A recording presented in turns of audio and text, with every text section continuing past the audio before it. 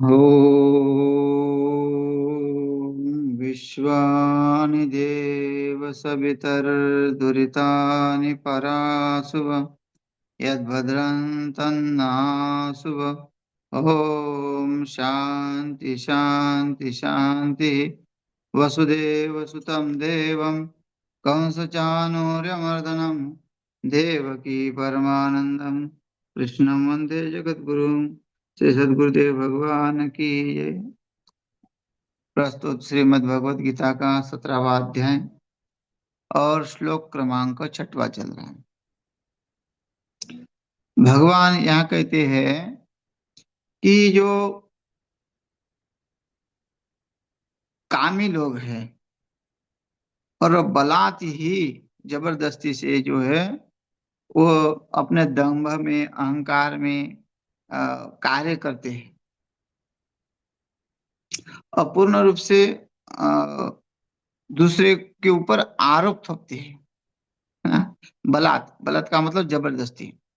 अगर उससे कोई सीधा काम नहीं होता तो वो उसके विरुद्ध भी जा सकते हैं, उसकी जान भी ले सकते हैं। कौन से लोग? ये जो आसुरी व्यक्ति है, जो पाप पुण्य को नहीं मानते।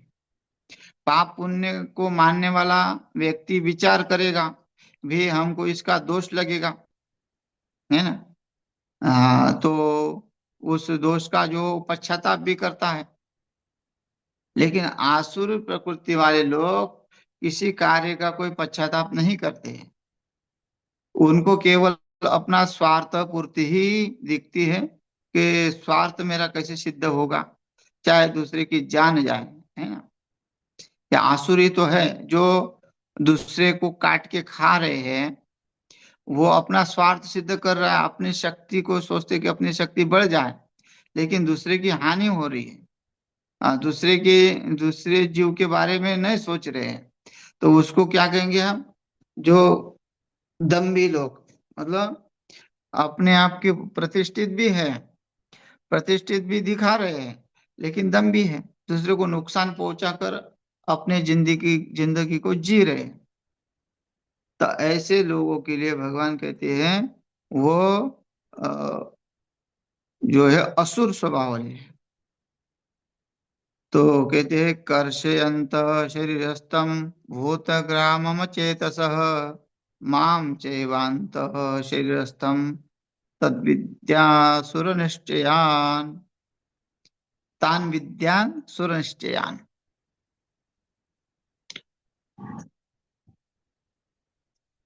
जहाँ बोले शरीरस्थम, कर्षयंत शरीरस्थम, कर्षयंत जो शरीर में रहने वाला जीवात्मा, क्या शरीर में ही उस परमात्मा का जो है स्थान है।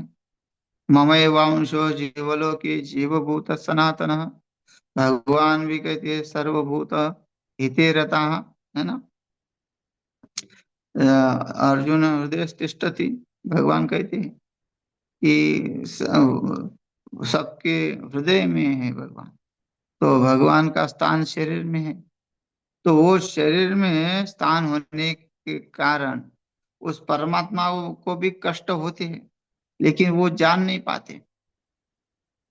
हाँ, शरीर स्तंभ, शरीर में स्थित रहने वाला। और भूत ग्रामम चेतसः, जो भूत समुदाय को, भूत ग्रामम मतलब भूत समुदाय को। भूत समुदाय क्या है? जो हमारी सृष्टि है, कोई व्यक्ति विशेष का नाम नहीं है।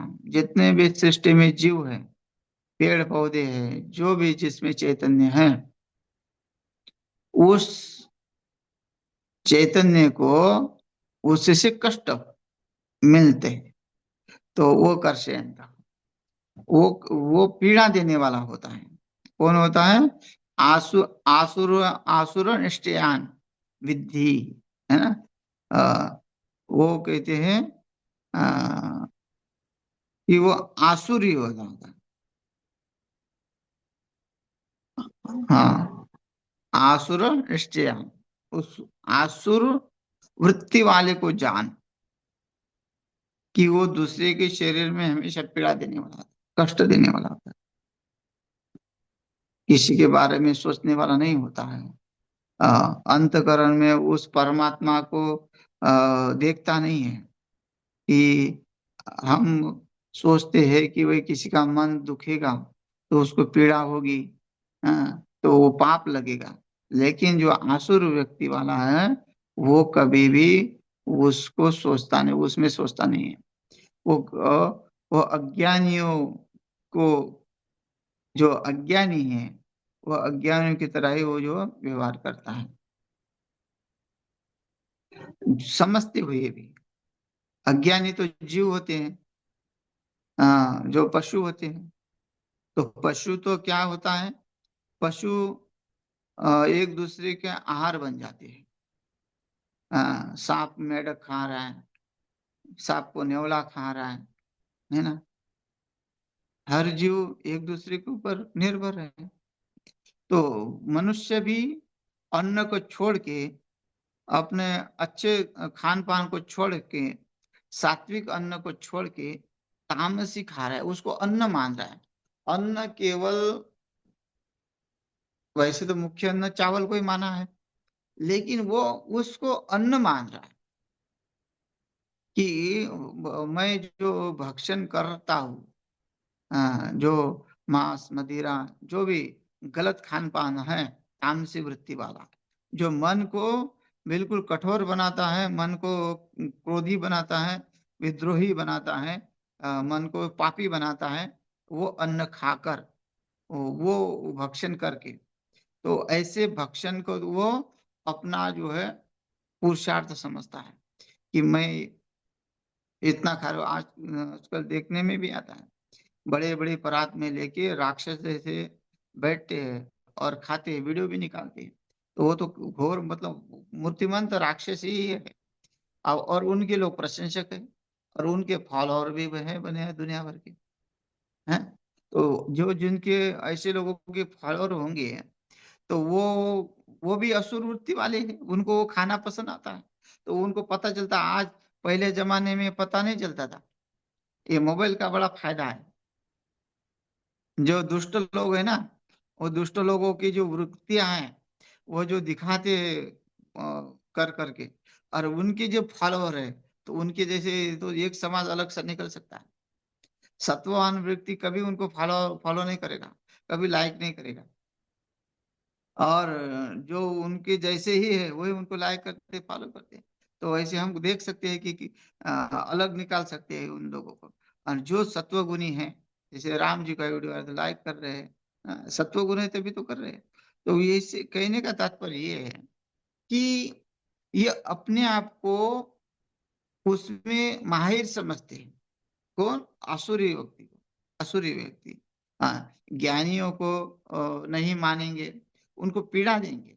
यहाँ शरीर है ना, शरीरस्थम भूतग्रामम च अंतः शरीरस्थम, मतलब जो अच्छे लोग हैं उन अच्छे लोगों को पीड़ा देते हैं, अच्छे लोगों की निंदा करते हैं, अच्छे लोगों का द्वेष करते हैं, क्योंकि उनके जैसे जो है होनी चाहिए, रिश्वतखोर होनी चाहिए। हम अगर कोई ईमानदार हो ये, तो ईमानदार का द्वेष करने वाले सब होते हैं।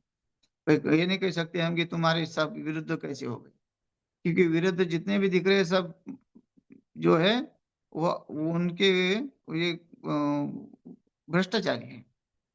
तो ऐसे कोई भी व्यक्ति का ऐसा नहीं हो सकता कि भाई उसके सब अनुकूली लोग होंगे, नहीं, कहीं ना कहीं विरुद्ध होंगे। एक तो बदमाश के भी सब विरुद्ध होते हैं जो अच्छे लोग होते हैं, और जो अच्छे के भी विरुद्ध विरुद्ध उतने ही बदमाश हो जाते हैं, है ना। बदमाश के जितने सज्जन लोग विरुद्ध रहते हैं, वो उतने ही सज्जनों के विरुद्ध बदमाश लोग रहते हैं। तो ये कह ही नहीं सकते कि पूरी दुनिया आपके तरफ ही हो जाएगी। हाँ, वो राम जी के काल में था, राम जी के काल में भी 100 में से एक आधा विरुद्ध चलता था, लेकिन आज 100 में से एक ही अनुकूल चलता है, बाकी सब विरुद्ध चलते हैं। तो ये इतना फर्क है किसमें, इस आसुर स्वभाव में। और आसुर स्वभाव को पैदा कौन करता है, आसुर स्वभाव कहाँ से आता है? भगवान ने तो आसुर बना नहीं था, है ना। कहते ना लोग, सब लोग हिंदू बन के आते हैं और यही आसुर बन जाते हैं, फिर यहाँ आके असुर बन जाते हैं। तो यहाँ आके तो सब सज्जन ही थे। बचपन में आके किसी के लिए वो बुरा भला नहीं कहा, है ना। जब छोटा सा था, जब तक उसकी बुद्धि मलिन नहीं थी, जब तक वो किसी संस्कार, गलत संस्कारों में पड़ा नहीं था। संस्कार के कारण पड़ता है, लेकिन संस्कार भी वो खान पीन से ही होती है। तो यहाँ कहते हैं कि भाई राक्षस वृत्ति का कारण क्या है, अर्जुन के मन में प्रश्न है। भगवान तो अंतर्यामी है, और अर्जुन के मन के वो प्रश्न को जान लिया। हाँ, अर्जुन जैसे ना कोई बातें अगर हम बोलते हैं, तो बोलते बोलते कोई अगर सुन रहा है, तो कुछ सुनते सुनते भी उसके मन में शंका आती है, तो वो सोचने लगता है अलग सा। वैसे ही भगवान ने अर्जुन के मुख पे देखा, और देखते ही पकड़ लिया कि ये तो कुछ सोच रहा है, कि ये तो नहीं सोच रहा है कि ये असुर कहाँ से उत्पन्न होते। और सब आपने, और ये भी नहीं सोचे कि सब आपने ही उत्पन्न किया है, तो आपने असुर क्यों उत्पन्न किए। ये भी प्रश्न है ना, कि भाई भक्त का मनोगत तो परमात्मा जान लेते हैं। तो इसमें अगर अर्जुन ये सोच रहा हो, ऐसा सोचते सोचते कि इतने दुष्ट लोग होते हैं, इतने बदमाश लोग होते हैं, इतने कैसे दुष्ट होते हैं जो परमात्मा को भी विरुद्ध करते हैं, लेकिन ये सोचता है अर्जुन कि एक परमात्मा ने ही तो सब कुछ बनाया है, तो फिर इन्होंने ये क्यों बनाया, विरुद्ध ऐसे लोगों को क्यों बनाया। तो भगवान कहते हैं भाई ये मेरा दोष नहीं है। स्पष्ट कहते हैं ये मेरा दोष नहीं है, ये तुम्हारे खान पीन का दोष है। मैंने तो अन्न भी बनाया, अच्छा सा सब कुछ बनाया भाई। ये जरूरत पड़ती, सब विष की भी जरूरत पड़ती, है ना। जहर की भी जरूरत पड़ती है, अमृत की भी जरूरत पड़ती है। और तुमको उपयोग करना है, क्या करना है क्या नहीं करना है, किस काम में क्या उपयोग करना है। तुम जहर का उपयोग मरने के लिए कर रहे हो, तो हम क्या करें। हमने जहर का उपयोग और किसी के लिए क्या है। समुद्र मंथन से पहले सबसे पहले जहर निकला, और सबसे लास्ट में अमृत निकला। तो ये देखो, सबसे पहले ही जहर ही निकला। तो तो जो दोनों दोनों ही काम के हैं। जहर की भी काम का है। हाँ, इस सृष्टि में हर एक वस्तु काम की है। जितने धतूरे का भी फूल उतना ही काम का है, जितना गुलाब का फूल काम का है। बस उपयोग जानना चाहिए कि ये काम क्या आते हैं, है ना। भगवान ने जितनी भी सृष्टि बनाई सब काम की है। जितने भी पेड़ पौधे, सब जड़ी बूटी है, सब औषधि, आजकल तो कितने लोग जो है, हर कोई बताता रहता है कि ये इसकी उपयोग में आते हैं, ये उसके उपयोग में आता है। हर एक पौधा उपयोग में है, हर एक पौधा कहीं ना कहीं किसी ना किसी के लिए। तो ये भगवान की सृष्टि जो है भगवान ने बनाई है। तो ये नहीं है कि भाई गलत के लिए बनाई है या उसका नुकसान हो। अब मोबाइल निकाले, जिसने भी निकाले मोबाइल, आपने अच्छे कार्य के निकाले, लेकिन दिन भर अगर उसमें पड़े रहो और उसी के माध्यम से किसी को धमकियां दो, तो ये तो मोबाइल वाले ने तो नहीं कहा था कि तुम किसी को धमकी देना है। मोबाइल वालों ने तो तुमको अच्छा सीखने के लिए, अच्छे जानकारी के लिए, अच्छा कार्य के लिए मोबाइल निकाला हुआ है। लेकिन उसका उपयोग कैसे कर रहे हैं, और वो उपयोग क्यों ऐसा हो रहा है, वो केवल खान पान। तो ऐसे ही खान पान जो बनाया भगवान ने बनाया, असुर वृत्ति भगवान ने नहीं बनाई है। तो खान पान आपने कैसे करना है, तो कहते हैं, वो कहते हैं कि सब तीन तीन प्रकार का है, खान पान भी तीन प्रकार का है, दान भी तीन प्रकार का है, यज्ञ भी तीन प्रकार का है, भक्ति भी तीन प्रकार की है। आहारस्त्वपि सर्वस्य त्रिविधो भवति प्रियः, यज्ञ तपस्तथा दानं तेषां भेदमिमं शृणु। भाई ये जो असुर वृत्ति वाले हैं, वो असुर में भी तीन प्रकार के लोग होते हैं। और आहार के कारण असुर है ना। रावण असुर कुल में जन्मा, असुर ही है सब। उसकी माता असुर थी। लेकिन विभीषण असुर नहीं, असुर कुल में जन्मते हुए भी वो सत्वगुणी रहा, हे बेशक। अच्छा, हिरण्यकश्यप के घर में प्रहलाद जन्मा। हाँ, वहां असुर कुल में होते हुए वो सत्वगुणी रहा। तो ऐसा, हम्म, कि ये समझना चाहिए कि खान पान पे ही है। असुर ये नहीं सोच सकते कि असुर भी तामसी होती नहीं। बलि राजा का भी सत्वगुण था। तो ऐसे आहारस्तु सर्वस्व, जितना भी आहार है, त्रिविधो भवति प्रियः, वो तीन प्रकार का है, सत्व, रज और तम। सत्वगुणी आहार आगे कहेंगे कैसा होता है, तमोगुणी आहार भी कहेंगे, रजगुणी आहार भी कैसा होता है वो कहेंगे। और यज्ञ कितने प्रकार का होता है, यज्ञ भी तीन प्रकार का होता है, सत्वगुणी, रजगुणी और तमोगुणी।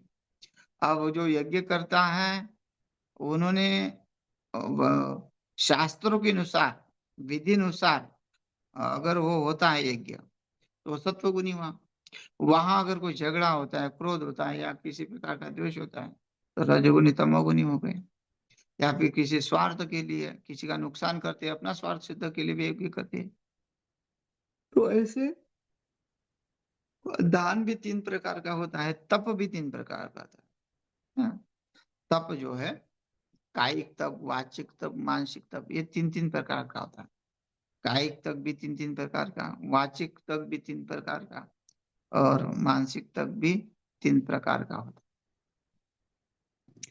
और दान भी तीन प्रकार का होता है। हाँ, सात्विक दान, राजस दान, तमोगुणी दान। तो ये सब तीन प्रकार के है, तीन प्रकार का समझना चाहिए। तो आगे कहते हैं, सात्विक आहार कैसा होता है। पहले आहार से लेते, क्योंकि आहार शुद्ध, सत आहार शुद्धि सत्व शुद्धि। आहार अगर हमारा गलत है, खान पान गलत है, तो हमारी पूरी दिनचर्या गलत है, हमारा पूरा विचार गलत है।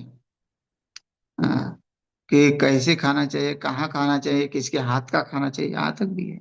भले ही आप दूध मतलब अच्छा खा रहे, लेकिन किसके यहाँ खा रहे, किसके, आपको वो सत्वगुणी है। शास्त्र तो ये कहता है कि अगर आप मरने वाले हैं, तो मरने वाले हैं तो थोड़ा जान बचाने के लिए खा सकते हैं, लेकिन अधिक भी नहीं खाना वहां, है ना।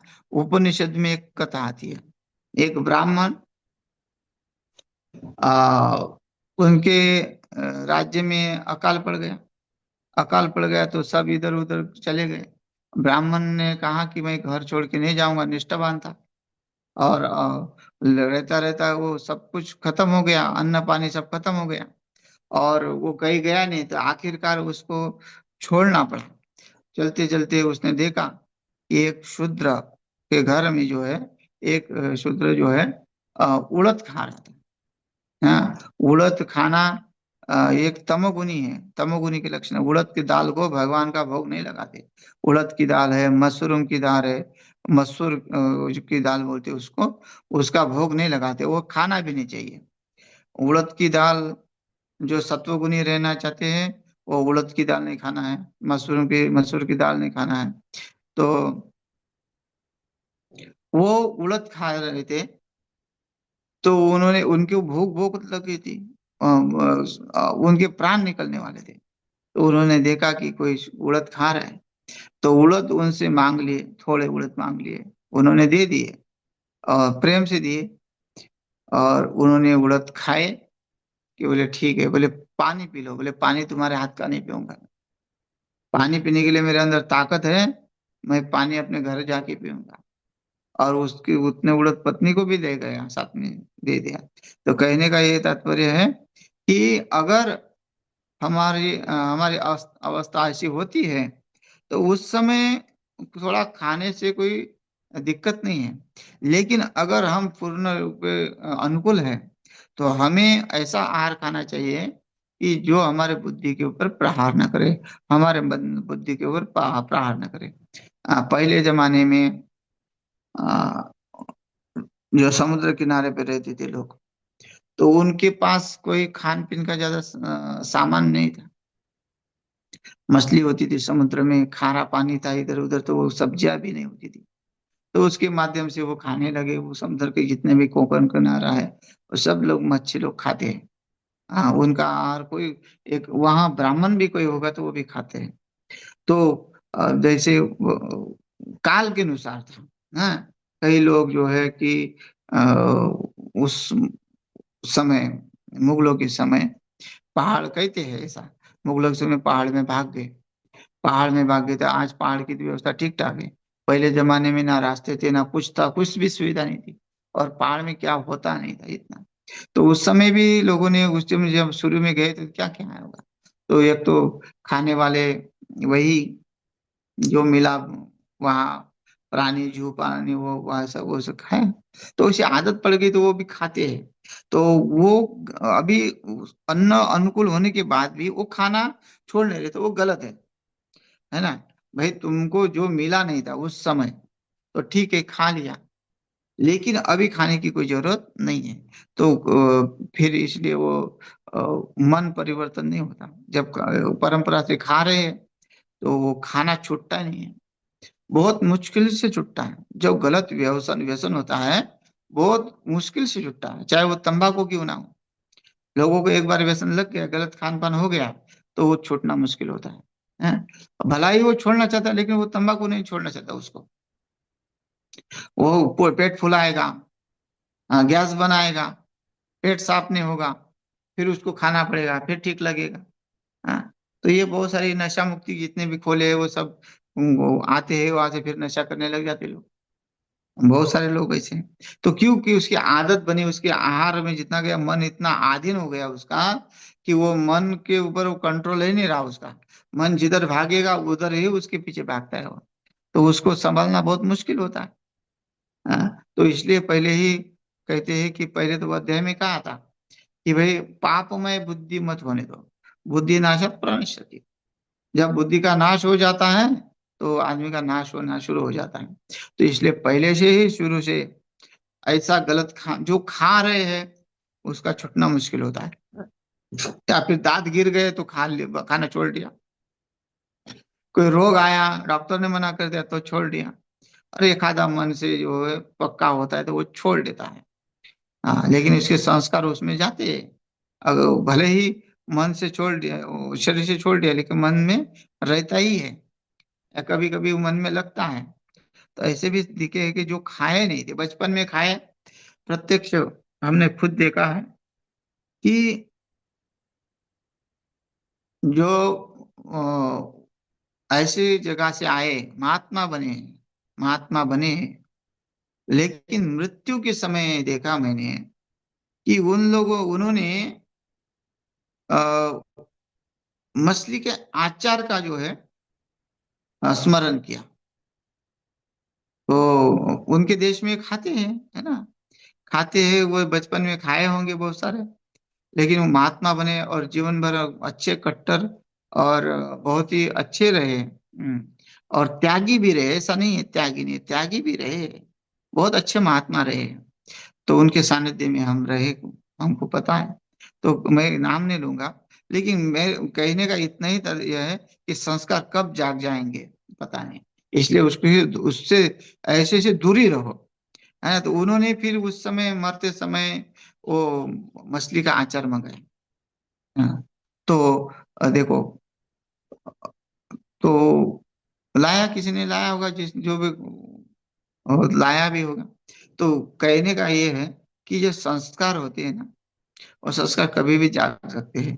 तो इसलिए सत्वगुण आहार जब तक हम नहीं लेते ना, तब तक हमारी बुद्धि सही नहीं होती। नहीं तो फिर वो संस्कार जाग, एक बार हमने गलत खा लिया ना, तो वो गलत ही याद आएगा कभी ना कभी, कभी ना कभी याद आएगा। आपने जिसका चस्का लगा दिया जीभ को, तो जीवा जो है फिर कभी ना कभी उसका डिमांड करेगा। इसलिए कहते हैं कि भाई आपका आहार एकदम सात्विक होना चाहिए। और सात्विक आहार कैसा होता है? आयु सत्व बल आरोग्य सुख प्रीति विवर्धना रस्या स्निग्धा शिरा हृदया आहारा सात्विक प्रिया। ये है आहार सात्विक। आयु, बुद्धि, बल, आरोग्य और सुख और पति प्रति को बढ़ाने वाला है। आयु को बढ़ाने वाला सात्विक आहार, बुद्धि को बढ़ाने वाला, बल को बढ़ाने वाला, हम्म, आयु को बढ़ाता है। सात्विक आहार अगर करेंगे तो आयु को बढ़ाता है। दूध, घी, ये जो है आयु को बढ़ाने वाले हैं। पौष्टिक आ, बिना मसाले का खाना आयु को बढ़ाता है। जितना मसाले का खाएंगे उतनी ही आयु क्षीण होती जाएगी। तो आरोग्य सुख, ये बीमारी का कारण क्या है? भाई महात्मा तो पराधीन होता है। हाँ, जैसा युग हो रहा है वैसा ही महात्मा का युग होगा। क्योंकि भिक्षावृत्ति है। किसी के घर में खाना, अब कई के क्या होता है, किसी का मन रखने के लिए उसकी, अब कथाओं में भी गए तो कथाओं में भी किसी की आश्रम में इतनी सब्जी तीखी, वो अब क्या होता है कथाओं में भी कि किसी का कई जगह तो नौकर लगा रहते हैं। और वो महात्मा का जो महंत होते हैं उनका भोजन अलग बनता है, या फिर वो उनको आदत पड़ी होती है। तो वैसे आ, देखा कई कई जगह का बता रहा हूँ कि इतना तीखा भोजन बनाते थे, इतना तीखा, कि वो भोजन हम खा ही नहीं सकते।